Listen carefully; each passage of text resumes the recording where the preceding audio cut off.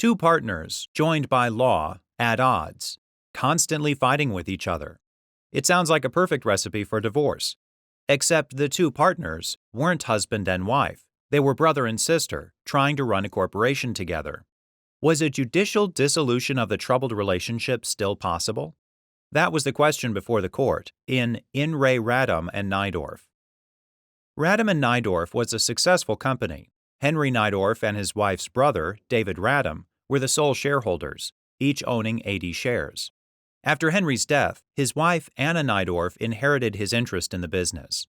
Anna Neidorff was on poor terms with her brother. 5 months after Henry's death, Radom petitioned to dissolve the corporation under General Corporation Law 103, which allowed dissolution if evenly divided stockholders couldn't elect a board of directors.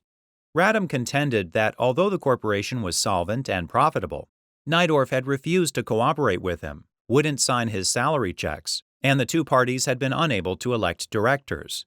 Neidorff responded that she hadn't interfered with Radom's management of the business and had signed all corporate checks sent to her, except those for Radom's salary, due to a pending derivative suit she'd brought against him, alleging that Radom had converted corporate assets to his own benefit. It was undisputed that despite the animosity between Neidorff and Radom, the corporation was still able to conduct business and was in fact flourishing. Although Radom was unhappy with his situation, his only cognizable complaint was for non-payment of his salary.